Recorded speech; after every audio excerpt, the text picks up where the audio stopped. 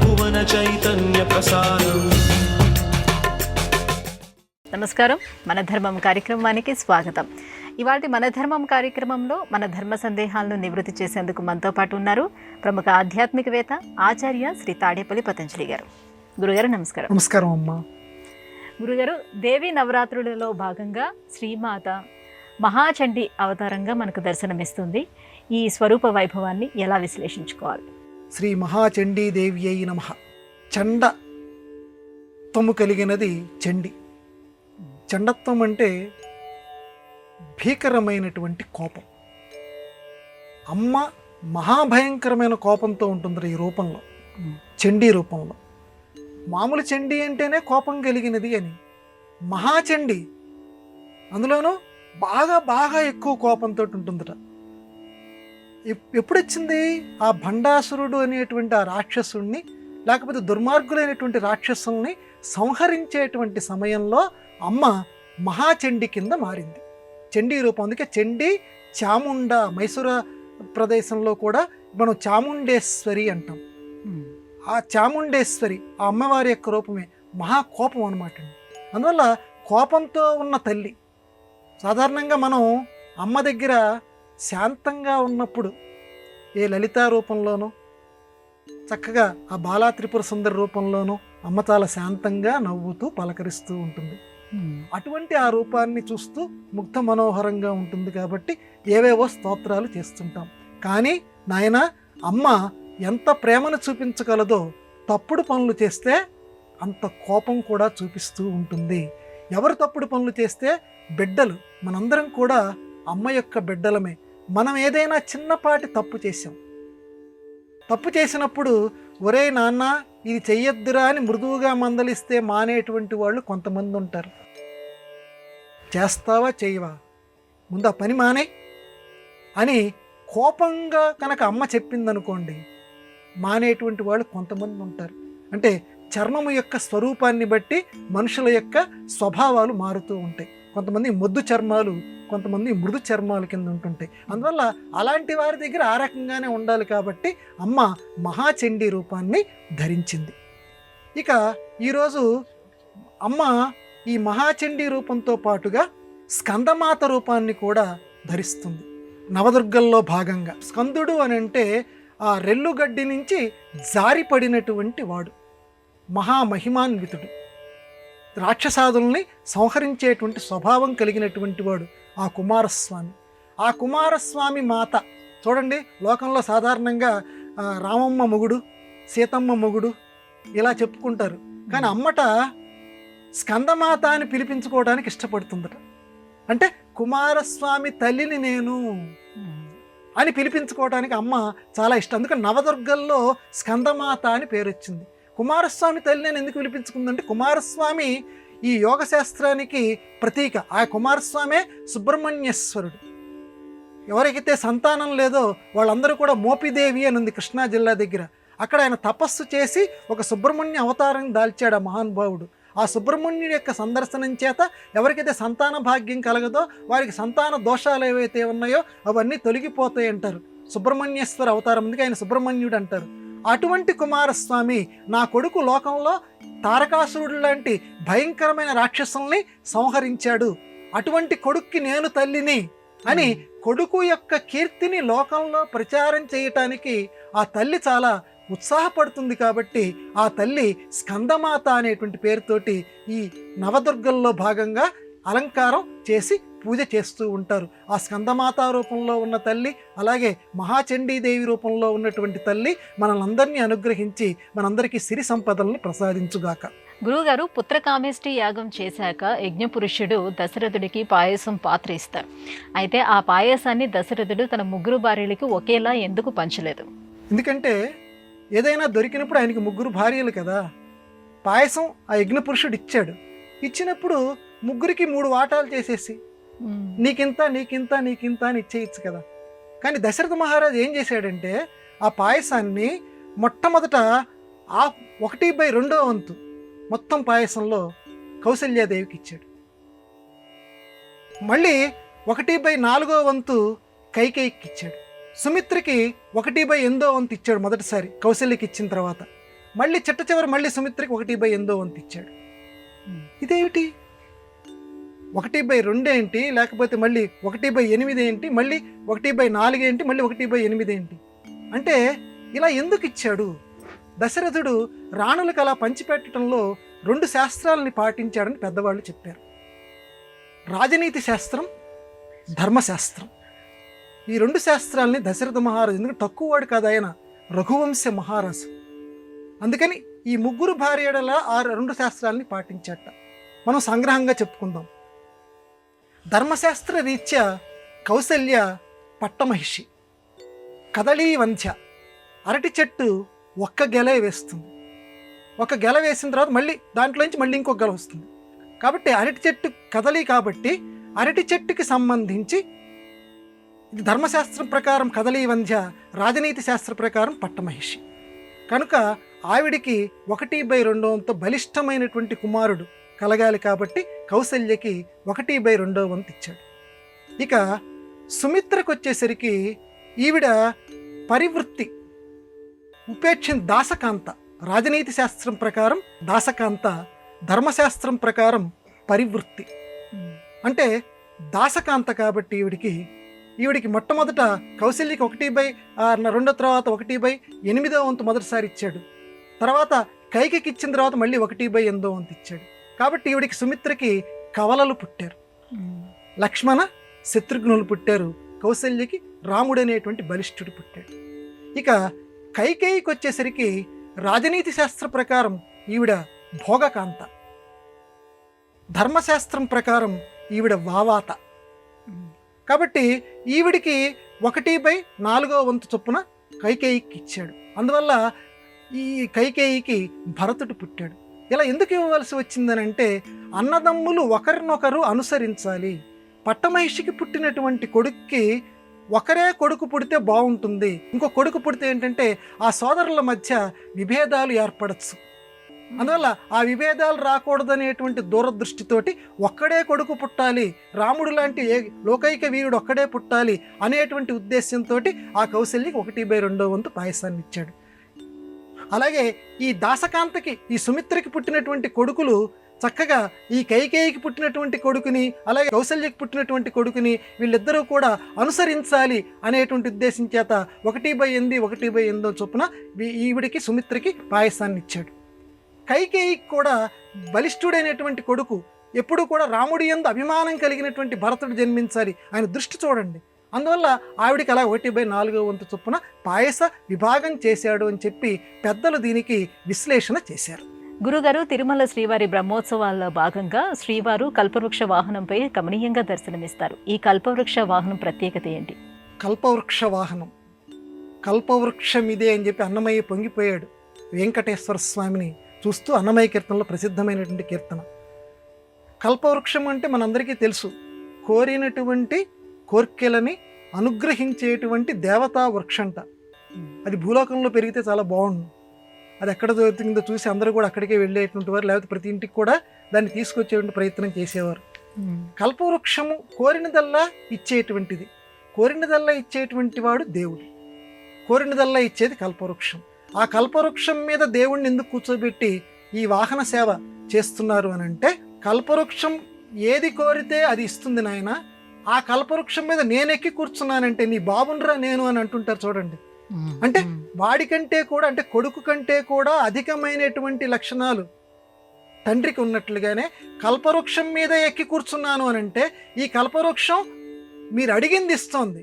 కానీ నన్ను గనక భక్తితో మీరు సేవిస్తే, మీరు అడగకుండానే మీకు ఏది కావాలో వాటన్నింటినీ కూడా నేను మీకు అనుగ్రహిస్తాను అని చెప్పటానికి కల్పవృక్షవ అంటే నీ మనస్సులో, ఎందుకంటే నీకు ఏది అవసరమో వాటన్నిటినీ కూడా నేను ఎన్నెన్ని కావాలో అడిగినవి ఇస్తాను, అడగకుండా కూడా ఏవైతే ఉన్నాయో వాటిని కూడా నేను అనుగ్రహిస్తాను. కేవలం అడిగింది ఇచ్చేది కల్పవృక్షం, అడిగినది అడగనిది రెండింటినీ ఇచ్చేది కల్పవృక్షం మీద కూర్చున్నటువంటి వెంకటేశ్వరుడు. అందువల్ల ఈ కల్పవృక్ష వాహనం ఆ 4 మాడ వీధుల్లో మనం తిరుగుతున్నప్పుడు మనందరం ప్రార్థన చేయవలసింది ఏంటంటే, ఎప్పుడు కూడా దేవుడి దగ్గరికి వెళ్ళేటమ్మా నిజమైనటువంటి భక్తుడు నాకు ఇది కావాలి, నాకు ఇది కావాలి అని కోరుకోకూడదు. ఎందుకంటే స్వామికి తెలుసు మనకి ఏది ఇవ్వాలో, స్వామికి తెలుసు కాబట్టి ఆయనే మనకు అనుగ్రహిస్తాడు. కల్పవృక్ష వాహనంలో ఉన్న స్వామికి నమస్కారం చేసుకొని, స్వామి నేనేమిటో నీకు తెలుసు, నా కుటుంబం ఏమిటో నీకు తెలుసు, మాకు ఏం కావాలో వాటిని నువ్వే అనుగ్రహిస్తావు, అందుకని ప్రత్యేకంగా మేమేమి కోరుకోమనేటువంటి ఒక నిష్కామ భావనతో గనక మనం స్వామికి, ఆ కల్పవృక్ష వాహనం మీద కూర్చున్న ఆ స్వామికి మనం నమస్కారం చేస్తే తప్పనిసరిగా నీకేది కావాలో స్వామి అది సమకూర్చి పెడతాడు. కల్పవృక్షం లాంటి ఆ వెంకటేశ్వరుడు. గురువుగారు, ఓ చూపు చూడండి అనే నానుడి లోకంలో ఉంది. అయితే ఈ నానుడిని ఆధ్యాత్మిక తత్వానికి ఎలా సమన్వయం చేసుకోవాలి? ఆధునిక యుగంలో కొంచెం వ్యంగ్యంగా బెదిరింపు ద్వారంలో ఈ చూపు చూడండి అంటుంటారు. అరే వాడు నువ్వు చూపు చూడండి రా అంటే వాడి సంగతి ఏంటో చూడండి రా అంటే వాడికి ఏం శిక్ష వెయ్యాలో వెయ్యండి రా అని ఇది ఒక రకమైన అర్థం వస్తుంది. కానీ అసలు అర్థం అది కాదు ఇప్పుడు. ఎందుకంటే అర్థం ఎప్పుడూ కూడా పరిణామం చెందుతూ ఉంటుంది, అర్థ పరిణామం అంటారు. కానీ అసలు అర్థం ఏంటంటే ఒక చూపు చూడండి అంటే శంకరాచార్యుల వారు ఆ శివుణ్ణి పట్టుకొని ఒక చూపు చూడవయ్యా నా మీద అన్నాడు. అంటే ఆయన ఉద్దేశం నన్ను ఏదైనా చెయ్యని ఇక్కడ ఉద్దేశం కాదు. అంటే మహానుభావ నీకు 3 నేత్రాలు ఉన్నాయి, చక్కగా 3 నేత్రాల యొక్క చూపు నా మీద పడేటట్టు చెయ్యి, అంటే నన్ను నువ్వు అనుగ్రహించు అన్న ఉద్దేశంతో, ఒక చూపు నా మీద ప్రసరించు అనేటువంటి ఉద్దేశంతో శంకర భగవత్పాదుల వారు అన్నారు. అలాగే వెంకటేశ్వర స్వామి వారిని వర్ణన చేస్తూ ఒక భక్తుడు అన్నాడు, అయ్యా నీ చూపు అనేటువంటి అదృష్టాన్ని మాకు కలిగించు. ఇప్పుడు స్వామివారి దగ్గరికి వెళ్తామండి మనం, ఆ నిమిషంలో అర నిమిషమో లేకపోతే క్షణమో, ఎందుకంటే పక్క వాళ్ళు తోసేస్తూ ఉంటారు స్వామివారి దర్శనం మనం చేసుకునేటప్పుడు. మన అందరం కూడా కళ్ళు మూసుకుంటాం విచిత్రంగా. అక్కడ నిలబడి స్వామివారిని చూసి ఇలా తేరిపారా చూడటానికి చాలామందికి, ఎందుకంటే ఆ సమయానికి అక్కడికి వెళ్ళేసరికి ఒక్కసారి, ఎందుకంటే మన సంస్కృతి సంప్రదాయం అలా నేర్పింది కాబట్టి ఒక్కసారి అలా కళ్ళు మూసుకొని అలా నమస్కారం చేసి ఇలా కళ్ళు తెరిచేటప్పుడు పక్కవాడు తోసేస్తాడు, వెళ్ళి అని చెప్పి ఇంకొకటి రావటానికి. ఎందుకంటే అది కూడా తప్పేమీ లేదు కదా, లక్షలాది మంది భక్తులు ఉంటారు కాబట్టి. మనం ఏం చేయాలి, అక్కడ ఒక చూపు చూడవయ్యా బాబు, నేను కళ్ళు మూసుకున్నాను. ఎందుకని కళ్ళు మూసుకోమంటారు అంటే, దేవుడి దగ్గర నిలబడి కళ్ళు ఎందుకు మూసుకుంటారంటే, ఆ దేవుడి యొక్క ఆ విగ్రహ రూపంలో గణపతి, ఆ స్వామివారి ఇందాక చెప్పినట్టు కావ్యకంఠ గణపతి చెప్పినట్లుగానే ఆ ఎదురుకుండా ఉన్నటువంటి ఆ కాంతిమయమైనటువంటి ఆ ధ్రువబేరం ఏదైతే ఉందో ఆ స్వామి యొక్క రూపం నా హృదయంలోకి చేరాలి. అంటే నా హృదయంలో ఇంకొకటి ఏదీ లేదు. స్వామి ఈ కళ్ళు ఎందుకు మూసుకుంటున్నానంటే, అంతర్ముఖ సమారాధ్య బహిర్ముఖ సుదుర్లభ, లోపలికి నిన్ను చేర్చేసుకుంటున్నాను. ఒక్క నిమిషమైన అరక్షణమైన లోపలికి నిన్ను చేర్చుకుంటున్నాను, లోకంలో నాకు ఇంకేమీ లేవు, నీ రూపమే నా హృదయంలో నిండిపోవాలి అని దేవుడి దగ్గర మనం ప్రార్థన చేసుకోవటానికి కళ్ళు మూసుకోమన్నారు. అంటే కళ్ళు మూసుకుంటే ఆ దైవ స్వరూపం మన హృదయం లోపలికి రావాలని. కాబట్టి నేను కళ్ళు మూసుకుంటున్నాను, కానీ స్వామి నువ్వు కళ్ళు తెరిచి నా వైపు చూడు, నువ్వు చూస్తే కదా నా హృదయం లోపలికి నువ్వు చేరతావు, నా స్థితి ఏంటో నువ్వు తెలుసుకుంటావు. అరే ఇంత కష్టపడి వచ్చాడే, వీడి సంగతి ఏంటో చూద్దాం మనము అని చెప్పి నా కష్టసుఖాలు ఏమిటో నువ్వు ఆలోచించగలుగుతావు. కాబట్టి నా వైపు ఒక చూడవయ్యా ఈ క్షణామృతములు ఎనసి కురియా అని ఒక కవి ప్రార్థన చేస్తాడు. కాబట్టి ఒక చూపు చూడవయ్యా, తప్పించిపోతున్నానయ్యా, మొహం అటువైపు తిప్పుకుంటావేమిటయ్యా అని ఒక ప్రేయసిని గనక ఒక ప్రియుడు ఒక్కసారి చూడమ్మా ప్లీజ్ అని ఎలా బతిమలాడుతుంటాడో ఆధునిక యుగంలో, స్వామి ఒక్కసారి ఇటు చూడవయ్యా, నీ భక్తున్నయ్యా అని ఎందుకంటే మొదటి భక్తిలో అందరూ ప్రేయసులే, ఉన్నవాడు ఒక్కడే కాబట్టి ఒక్కసారి ఇటు చూడవయ్యా అని చెప్పి ప్రార్థన చేయమన్నారు. అందుకే ఒక చూపు చూడవయ్యలో ఇంత ఆధ్యాత్మిక రహస్యం దాగి ఉంది. గురుగారు, తిరుమల శ్రీవారి బ్రహ్మోత్సవాల్లో భాగంగా ఆ 7 కొండల వాడు రాజాది రాజుగా సర్వభూపాల వాహనంపై దర్శనమిస్తాడు. ఈ సర్వభూపాల వాహనం ప్రత్యేకత ఏంటి? రాజాధిరాజ రాజమార్తాండ శ్రీ శ్రీ శ్రీ శ్రీ అని చెప్పి మహారాజులకి పక్కన వంది మాగధులు అని ఉంటారు. అంటే స్తోత్రాలు పలికేటువంటి వారు అని అర్థం. వంది మాగధులు అంటే డబ్బులు ఇచ్చి పెట్టుకుంటారట, పూర్వపు రాజులు అలా పెట్టుకునేవారు. అంటే వాళ్ళు నిద్ర లేచేటప్పుడు, ఓ మహారాజా నువ్వు ఎంతటి వాడివి అంతటి వాడివి, ఓ నువ్వు పని చేసావు ఆ పని చేసావు, నువ్వు నిద్ర లేచి ఇదిగో ఈ పని నువ్వు చెయ్యాలని చెప్పి స్తోత్రం పలుకుతారు. అలా పలకటం వల్ల ఏంటంటే రాజులకి మంచి ఉత్సాహం వస్తుందన్నమాట. ఆహా నేను ఇంత వాడిని, నా నాన్న ఎంత గొప్పవాడు, మా తాతయ్య ఎంత గొప్పవాడు అని. మరి నిజంగా మామూలు రాజులకే అంత స్తోత్రం చేస్తుంటామే, ఆయన నిజానికి వీళ్ళందరూ కూడా మన ఆంగ్ల భాషలో చెప్పాలంటే డమ్మీ రాజులు వీళ్ళందరూ కూడా. వీళ్ళు శాశ్వతం కలిగినటువంటి రాజులు కాదు, వీళ్ళ రాజ్యాలు శాశ్వతాలు కావు. కానీ సర్వభూపాలుడు అంటే మొత్తం ఈ రాజులందరికీ నిజంగా చెప్పాలంటే రాజాధిరాజు ఆ తిరుమల వెంకన్న, ఆ వెంకటేశ్వరుడు. కాబట్టి అందరి రాజుల కంటే రాజును నేనే. మీరు ఇప్పుడు రాజులు ఎవరున్నారు? అధికారులు ఉన్నారు.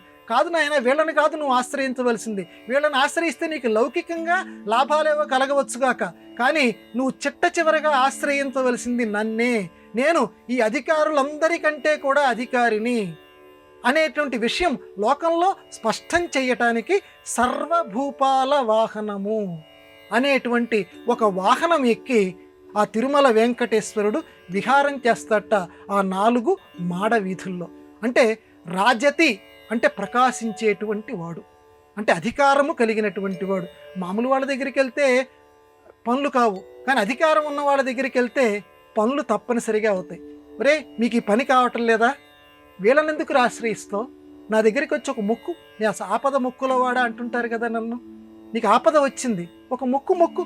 ఇదిగో స్వామి, మొక్కు అంటే ఏం లేదమ్మా. మనం మామూలుగా ఏదో ఒక ప్రత్యేకమైన పదార్థం తీసుకొని ఇలా ముడుపు కింద ఇలా కట్టేసేసి ఆ మొక్కు, స్వామి నీకు నేను మొక్కుతున్నాను, ఇది నా కోరిక గనక తీరితే తీసుకొచ్చి నీ హుండీలో వేస్తాను.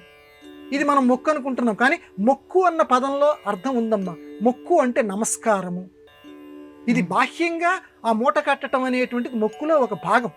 కానీ మొక్కు అనే పదానికి వాడికి మొక్కండ్రా అంటారు. మొక్కటం అంటే ఏంటన్నమాట? నమస్కారం చేయటం.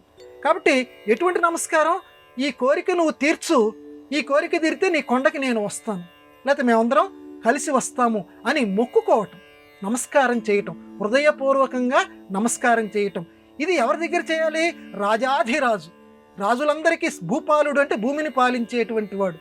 సర్వభూపాలుడు అంటే లోకంలో ప్రపంచంలో ఎంతమంది రాజులు ఉన్నారో, ఇప్పుడు భాషలో చెప్పాలంటే ఎంతమంది అధికారులు ఉన్నారో వాళ్ళందరి మీద అధికారి. సర్వభూపాలుడు, సమస్త ప్రపంచాల్లోనూ. కాబట్టి అటువంటి వాడు నేను. ఆయనకి మనం ఏదైనా కోరికలు ఉంటే మొక్కుకుందాం, కోరికలేమీ లేకపోతే నిష్కామంగా స్వామి పునరావృత్తి రహితమైనటువంటి సాయుధ్య మోక్షాన్ని నాకు అనుగ్రహించని చెప్పి స్వామివారిని మనం వేడుకుందాం. ఎందుకంటే ఆయన సర్వభూపాలుడు కాబట్టి ఏకైక అధికారి ఈ లోకంలో. గురువుగారు, దుర్మార్గులైనటువంటి రాక్షసులకు దేవతలు ధారాళంగా వరాలు ఇచ్చేవారు కదా. అసలు దేవతలు వరాలు ఇవ్వకపోతే ఎటువంటి సమస్యలు ఉండేవి కాదు కదా. ఇందులో ఉన్నటువంటి అంతరార్థాన్ని ఎలా అర్థం చేసుకోవాలి? దీనికి పెద్దలు ఏమని చెప్పారంటే, ఒక నది దగ్గరికి వెళ్ళాడు, ఒక దుర్మార్గుడు వెళ్ళాడు, ఒక మంచివాడు వెళ్ళాడు.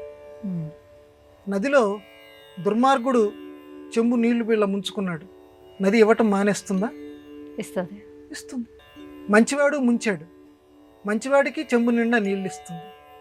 మరి నది, ఒరే దుర్మార్గుడా, నువ్వు దుర్మార్గ పనులు చేస్తున్నావు, లోకానికంతా హాని కలిగిస్తున్నావు, నీకు నేను నీళ్ళు ఇవ్వను అని నది అంటుందా? అనదే. తన దగ్గరికి వచ్చినటువంటి వాళ్ళని, ఎంతో శ్రమపడి తన దగ్గరికి వచ్చాడు, వచ్చినటువంటి వాళ్ళకి ఆ నది ఇద్దరికీ నీళ్ళు ఇస్తుంది. దుర్మార్గుడికి ఇస్తుంది, మంచివాడికి ఇస్తుంది. అట్లాగే ఒక చెట్టు, మంచివాడికి మాత్రమే నేను పండునిస్తాను, చెడ్డవాడికి ఇవ్వను అని కూర్చోలేదే. ఆ చెట్టు దగ్గరికి ఎవరు వెళ్ళినా సరే, మంచివాడు వెళ్ళినా చెడ్డవాడు వెళ్ళినా ఇద్దరికీ పళ్ళని సమానంగానే అనుగ్రహిస్తుంది. లోకంలో ఉండేటువంటి ఉదాహరణ కింద మనం చెప్పుకుంటున్నాం. నదులు చెట్లే ఈ రకంగా చేస్తూ ఉంటే దైవాలు ఎందుకు చేస్తాయమ్మా అలాగా వేరే రకంగా? కాబట్టి దైవం కూడా దుర్మార్గుడు తపస్సు చేసిన తపస్సుకు తగ్గిన ఫలితాన్ని ఇస్తాయి, మంచివాడు తపస్సు చేసిన తపస్సుకు తగినటువంటి ఫలితాన్ని ఇస్తారు. అందువల్ల మనకు అనిపిస్తుంది లోకంలో హేళనా బుద్ధితో కనుక ఆలోచన చేస్తే నిజంగా ఆ దుర్మార్గుడికి ఎటువంటి వరం ఇవ్వకుండా ఉంటే మళ్ళీ ఆయన అవతారాలు ఎత్తాల్సిన అవసరం లేదు, వాడిని ఖండించవలసిన అవసరం లేదు కదా. అంటే అక్కడ దేవుడు చూసేదిట పెద్దవాళ్ళు ఏం చెప్తున్నారంటే తపస్సు చూస్తాడట. ఎందుకంటే తపస్సులో దుర్మార్గం లేదుగా. జాగ్రత్తగా ఆలోచించేద్దాం. మంచివాడు చేసేది తపస్సే, ఏకాగ్రతగా కూర్చుంటున్నాడు, వాడు కూడా నామజపం చేస్తున్నాడు, లేకపోతే ఇంకో రకంగా ధ్యానం చేస్తున్నాడు.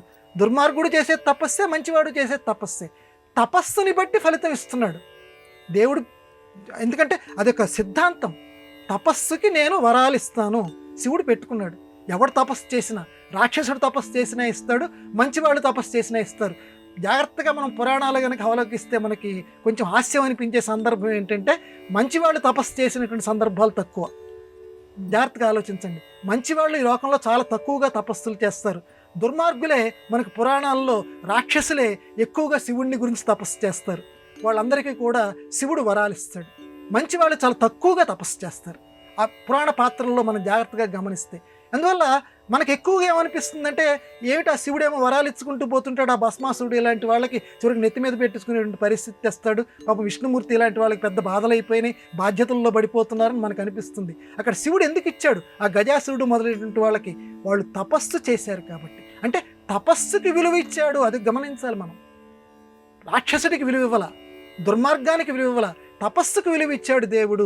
కాబట్టి లోకంలో మనం గ్రహించవలసిన అంశం ఏంటంటే దీంట్లో మనం కూడా తపస్సు చేస్తే దేవుడు అనుగ్రహిస్తాడు. తపస్సు అంటే ఏమి లేదు, పద్మాసనం వేసుకొని కూర్చోనన్నా చెయ్యి, జపం చెయ్యి, స్థిరంగా కూర్చొని చెయ్యి, ఇక్కడ కాకపోతే నీకు నచ్చినటువంటి ప్రదేశంలో చెయ్యి, కానీ తపస్సు మాత్రం చెయ్యి. తపస్సు అంటే ఏకాగ్రత, ఒకే నామాన్ని పదే పదే పదే జపించటం, అది తపస్సు. ఆ తపస్సు చేస్తే దేవుడు లొంగిపోతాడు. అది ఇందులో గ్రహించవలసినటువంటి ధర్మ సూక్ష్మం. గురుగారు, రెల్లుగడ్డిలో జన్మించాడు అని కుమారస్వామిని శరవణభవుడు అని అన్నారు, అలాగే గంగకు పుట్టాడు అని గాంగేయుడు అని అన్నారు. ఈ చిక్కుముడిని ఎలా విడదీయాలి? కుమారస్వామి పుట్టికే చాలా విచిత్రమైనటువంటిది. ఆ సనత్ కుమారుడు అనేటువంటి వాడు బ్రహ్మమానస పుత్రుడు. ఆ బ్రహ్మమానస పుత్రుడు ఆయనకు ఒక కళ వచ్చిందట, మహా గొప్పవాడు.